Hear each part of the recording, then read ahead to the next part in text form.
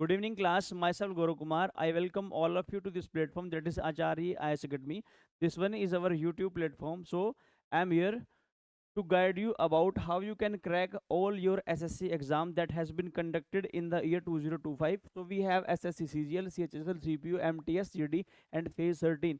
In 6 examinations of SSC, mathematics is asked. So, today is the practice session, and we will do 10 beautiful questions.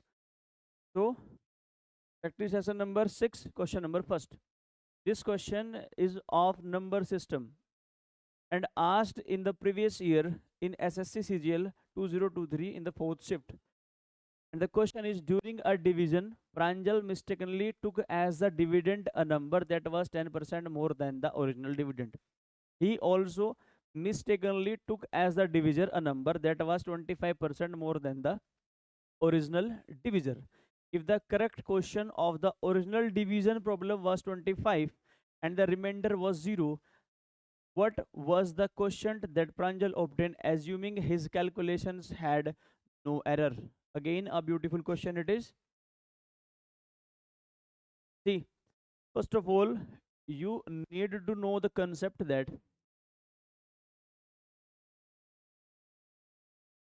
first of all, I will draw a concept for you, and you have learned this concept in your previous classes, that is second, third, and fourth classes. And what is this concept? Suppose we have a division problem. We have a division problem. So here we have a divisor. Here we have divisor. Here we have a dividend. Here we have quotient.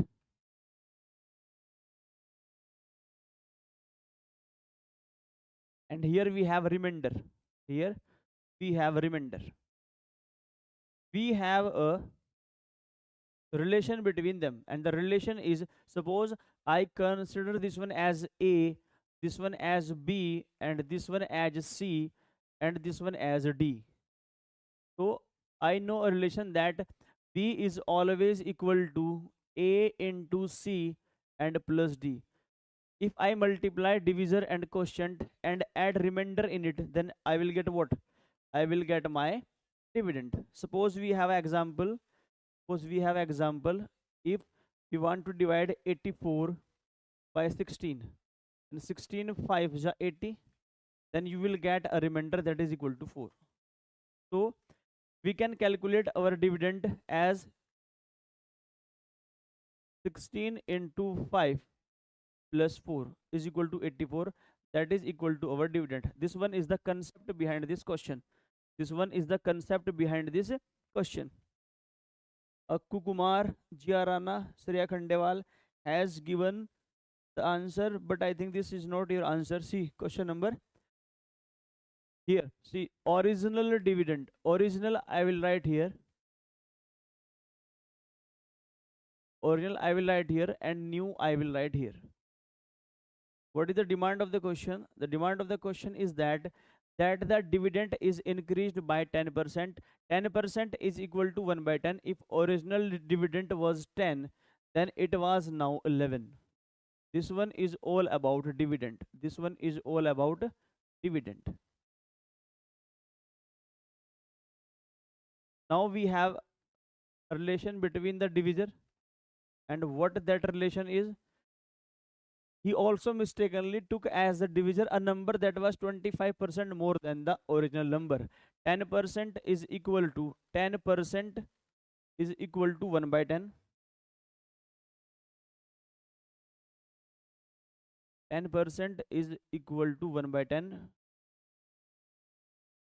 and 25% is equal to 1 by 4. If you want to calculate the fraction of any integer percentage, then you simply divide it by 100. It means if originally the divisor was 4, now it is 5. We have a quotient. What we have quotient? Here quotient is 25, and here remainder is also given. Remainder is equal to 0. And what we have to calculate? We have to calculate the quotient when this number will be divided by this number. First of all, we should have the complete knowledge of this number, that is new number. No one has given the answer correct. So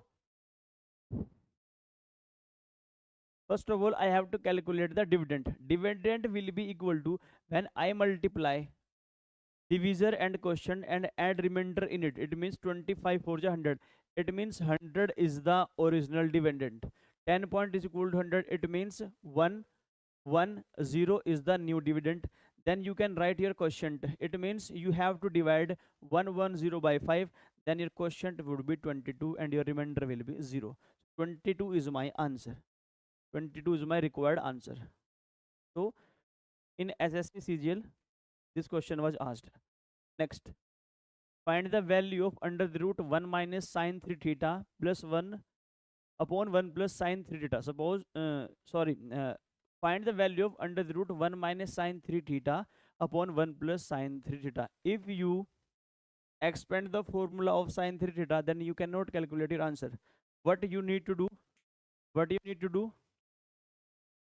See, if I have 1 minus sine x and I have 1 plus sine x and I have to simplify it, then I have a result. What the result is? If we want to simplify such kind of trigonometric expression, then we will multiply in the numerator and the denominator with the conjugate of the denominator. It would be 1 minus sine x. Multiply by 1 minus sine x in the numerator. Multiply by 1 minus sine x in the denominator. So what will we get?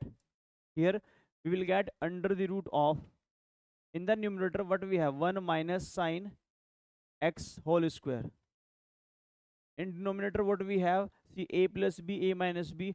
All of you know that a square minus b square is equal to a plus b and a minus b.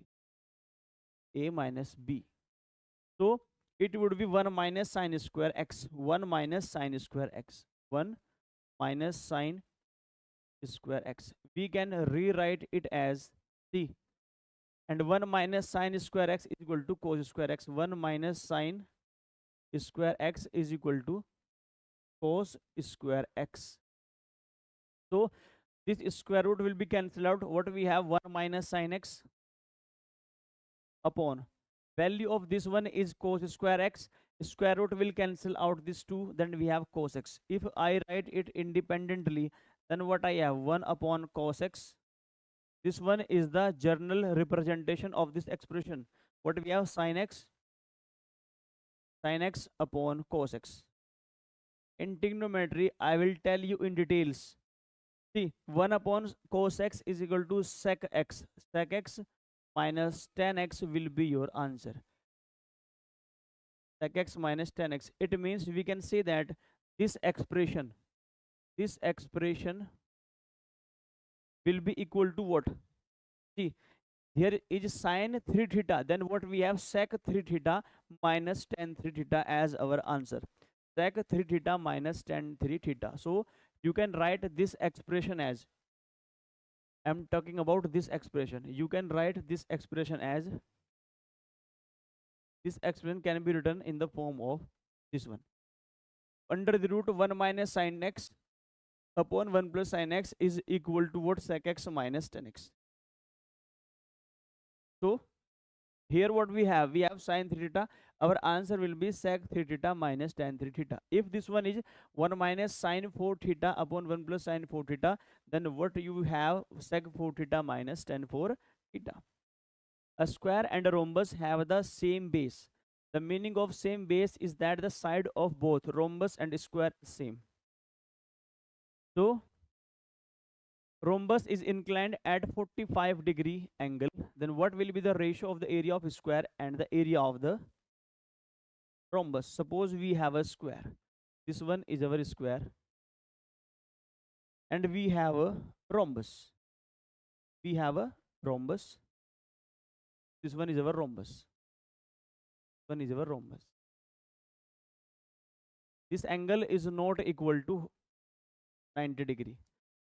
This angle is given. The angle here is 45 degree because the rhombus is inclined at an angle of 45 degree. Area of a square. Area of a square is equal to a square. If this side is a, the base is same. It means this side is also a, this side is also a, this side is also a, and this side is also a. So area of a rhombus, if we have angle between two adjacent lines, two adjacent sides, it would be area of rhombus. Area of rhombus is equal to a square sine theta. A square sine theta will be the area of a rhombus when the angle between two adjacent sides is given. And here what is area? A square. So we have to write the ratio of the areas of square. So square area is a square, ratio area of rhombus a square sine theta, a square sine theta, sine 45 is equal to 1 by root 2. What we have, a square and a square will be cancelled out. What we have, 1 ratio 1 upon root 2. Root 2 will be in this side. What we have, root 2 ratio 1 as our answer. Root 2 ratio 1 is the answer of this question. Root 2, that is option number D. Next. In the given figure, a circle is inscribed in a triangle PQR. We have triangle PQR, a circle is inscribed in it. It touches the side PQ, QR and RP at a point DEF respectively. If the length of the side PQ is given, what it is, 18 centimeter. Whole PQ is 18 centimeter. And what we have, QR is equal to 13 cent. This side is 13 centimeter. 13 centimeter. And this side is 15 centimeter. PR is equal to 15 centimeter. Don't consider it as a right angle triangle because it is not given. Either it is not fulfilling Pythagoras theorem. So we know that from any external point, if two tangents are drawn on a circle, the length of both the tangents are equal. What we have to learn? We have to find the length of PD. See, if this one is x, then this one is also x, because from point P we have tangent PF and we have tangent PD, both are x. Suppose at point R we have triangle y here and y here. Suppose we have z here and z here. If I add all of them, then I have twice of what, x plus y plus z, and this one is the perimeter of that triangle. It is equal to 15 plus 13 plus 18. 15 plus 13, 28. 28 plus 18, that is 46. 46 centimeter. So x plus y plus z is equal to 23. What we have to calculate? We have to calculate the value of x. Then y plus z you can subtract from it. Then x plus value of y plus z is equal to 13 is equal to 23. It means that x is equal to 10. The value of x is equal to 10. And option number A is my correct answer. This one is my correct answer. So if he asks of any length, then this one is 10 centimeter. This one is also 10 centimeter. See, this one is 10, complete is 18, then this will be 8, then this will be 8. Complete 13, this one will be 5, and this one will be 5. See, 10 plus 5, 15, 10 plus 8, 18, 8 plus 5, what it is? 13. Because he can ask you find PF. If he asks PF minus QE, then you have 10 minus 8, that is equal to 2. So anything you can calculate. Question number 5. We have a chapter algebra. So this question belongs to algebra. What we have, P plus Q plus R equal to 0. Then what is the simplified value of the expression? This one is my expression. See, you can see the similarity between each and every expression. This one is your complete expression. So we have what? We have similarity here, here and here, because here P square upon P square minus QR, Q square upon Q square minus PR, R square minus PQ. So this one is all about symmetry. If we have symmetry and our answer is not dependable upon P, Q and R, so we can put your values. If I put R equal to 0, if you put P equal to 0, either Q equal to 0, either R equal to 0. So if you put, then this condition will not be acceptable. It means 1 by 0 is not defined. If this condition is not formed, then you can put the value of p, q and r 0. If I put r equal to 0, I am putting r equal to 0. Then 0 upon 0 minus pq, it will be 0. What we have? The question will transfer p square upon r equal to 0. P square remains plus q square upon q square. So what we have? 1 plus 1, that is 2. P square 1, q square upon q square 1, 1 plus 1 equal to 2. Question number 6. We have 10 questions only. Okay? See, a jar contains 35% syrup in the mixture of syrup and water. See, we have a jar, and in that jar there is a concentration, there is a mixture of syrup and water. The syrup is 35%. A part of this mixture is replaced by another mixture containing 20% syrup. Now in the new mixture, the percentage of the syrup is found to be 24%. What is the ratio in which these mixtures were mixed to obtain the new mixtures? Suppose I will use allegation in this question. I have a mixture. In this mixture, the syrup is 35%. The syrup is 35%. A part of this mixture is replaced by another mixture containing 20% syrup. In this we have 20% syrup. Now in the new mixture, the percentage of the syrup, average percentage of the syrup is 24%. 24%. So we will use allegation here. We will use allegation here.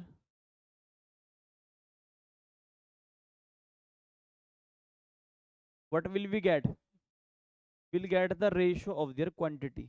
Ratio of their quantity. I will teach you this method in details in mixture and allegation chapter. See, the rule of allegation says that you have to subtract lower number from higher. 35 is greater. 35 minus 24, it is equal to 11. We have 11 in one option, and we have here 4. So 4 ratio 11 is my answer. 4 ratio 11 is my answer. That is option number B. Question number 7. An inlet pipe can fill an empty tank in 140 hours, while an outlet pipe drains a completely filled tank in 63 hours. If 8 inlet pipe and Y outlet pipes are opened simultaneously when the tank is empty, then the tank gets completely filled in 105 hours. Find the value of Y. Suppose X I belongs to inlet pipes. Each inlet pipe can fill the tank in 140 hours. 140 hours. And each outlet pipe can empty it in 63 hours. So in time and work and boards and stream, I will teach you a concept that we will let the capacity of the tank, and this capacity should be what? This capacity should be divisible by both these numbers. And what it would be? It would be the LCM of 63 and 140. 63 and 140. So first of all, you will calculate the LCM of 63 and 140. We have to calculate the LCM of LCM, least common multiple of 63. The number which is exactly divisible by 63 and 140 will be the LCM of these numbers. So how you will calculate? See, this one is 9 into 7. And this one is 20 into 7. So we can write 9 into 20.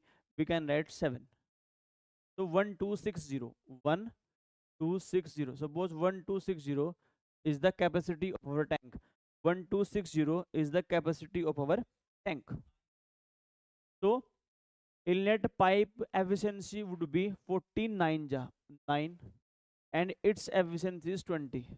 It means the water is filled at the rate of 9 and is emptied at the rate of minus 20. If these are 8 inlet taps and we have Y outlet taps, if all the taps are opened, then the empty tank will be filled in 105 hours. See, 1260 work can be done in 105 hours if inlet pipe and outlet pipe is running. If inlet pipe and outlet pipe is running, see, so the combined efficiency of inlet and outlet is equal to 12. So 12 is the combined efficiency. See, what we have 8 pipes here. It means plus 72 is the efficiency here. So to make 12, what we have, minus 60 efficiency. It means y into minus 20 should be equal to minus 60. So value of y is equal to 3. It means we have 3 outlet pipes. We have 3 outlet pipes. See, we have 12 efficiency. 12 is my combined efficiency. 8 are inlet taps. It means 72 plus is my efficiency. Drainage pipes efficiency is negative. How you can make 12? If you subtract 60 from 72, you will get 12. It means to get the 60 as combined efficiency, you should have 3 pipe, because the efficiency of one pipe is minus 20. So minus 20 into 3 is minus 60. So y is equal to 3 here. Question number 8. Time taken by boat to cover a distance of x kilometer upstream in is 3 hours more than the time taken by the boat to cover the same distance downstream. See, downstream. Downstream mean when you flow through the current, and we have upstream. Upstream when you go against the current, not the electricity current but the flow of water. Here A is my boat speed and B is the stream speed. A is the boat speed, B is the stream speed. B is the, A is what? Boat speed in still water. What is B here? B is stream. Stream or water flow. This one is B. What we have to calculate? X distance. If you cover X by A minus B and you cover X by A plus B, then you have 3 hours difference. So we have two statements, statement first and statement 2. If the value of X is 48, then the speed of the boat stream in downstream is 16 km per hour, and you have given the value of upstream A plus B. This value is given as 8 km per hour. This value is given 8 km per hour. So what we have, X by 8. If I put X equal to 48 upon A minus B is equal to 8, minus 48 upon A plus B is 12 is equal to, see, 8 6 ja, 12 4 ja, 6 minus 4 is equal to 2, which is not equal to 3. It means statement first is incorrect. Statement, this one is 16. According to statement first, this one is 16. I will rewrite it. See, if X is equal to 48 and A minus B is 8, X is equal to 48 and A minus B is given, that is 8, minus 48, A plus B given is 16. The 8 6 ja and 16 3 ja, 6 minus 3 equal to 3. It means statement first is correct.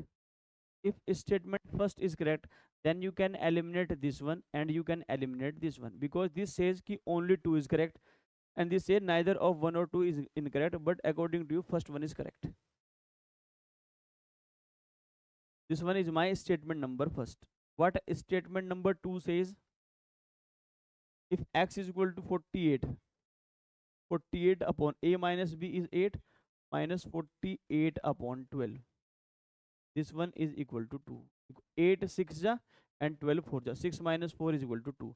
Statement 2 is absolutely wrong. So this one you can eliminate. Option C is my correct answer. Next. The mark price of every item being sold by a wholesaler was 400. The wholesaler was stock clearance sale, under which for every 4 items paid for, 1 item was being given free. In addition to that, a further 5% discount on the payment amount payable on the buy 4 get 1 free scheme price was been offered. It means if someone buy 4, he will get 1 free and additional 5% discount. Anyone making purchase worth more than, if anyone is purchasing worth more than 15,000, then he has two discounts. First one is he will buy 4 and get 1 in addition, and another he have a 5% discount. So this, before applying the 5% discount, was 16,000 worth rupee. He has purchased item of 16,000. It means more than 15,000. So we will use both the discount here. I will tell you a trick. This one is shopkeeper and this one is you. And you can solve any type of question. You can solve any type of question with this method. See, we have to calculate our answer in percentage, so we don't need this one, neither this one, and neither this one. What we have a shopkeeper and we have a customer. So what is this? See, buy 4 get 1 free meaning is that if shopkeeper has 4 article, then he will give you 5 article. If shopkeeper has, it means the cost price of 4 articles this shopkeeper has.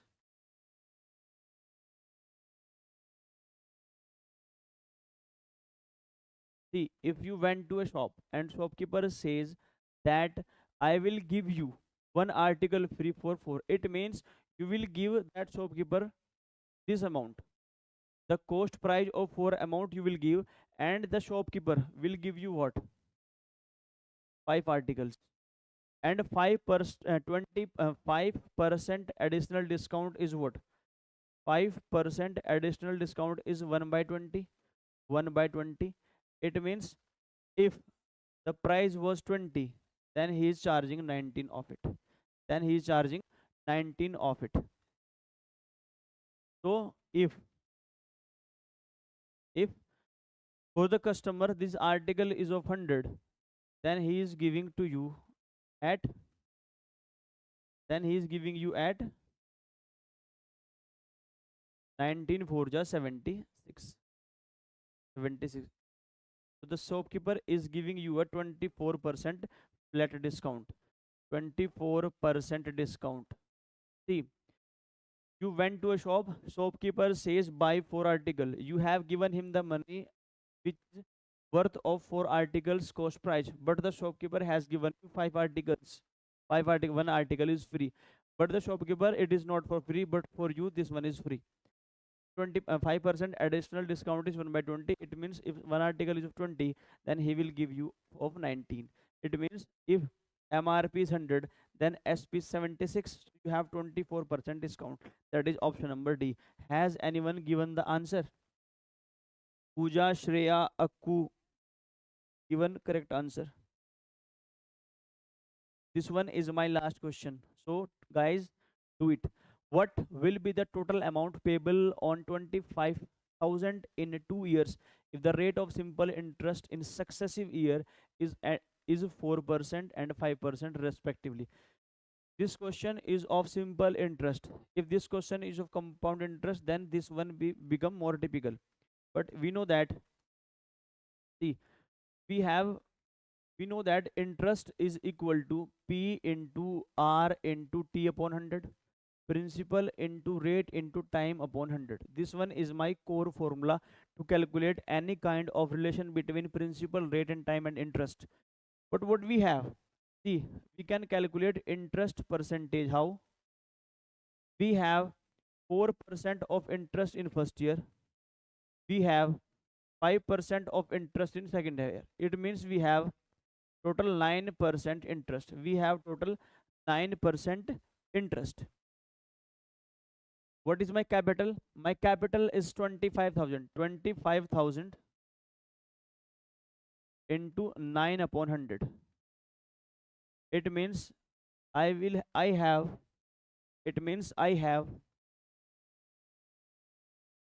2250 as interest. 2250 as my interest. This one is my interest. But what we have to calculate? We have to calculate the amount. And amount, guys, is equal to when you add principal plus interest. My principal is what?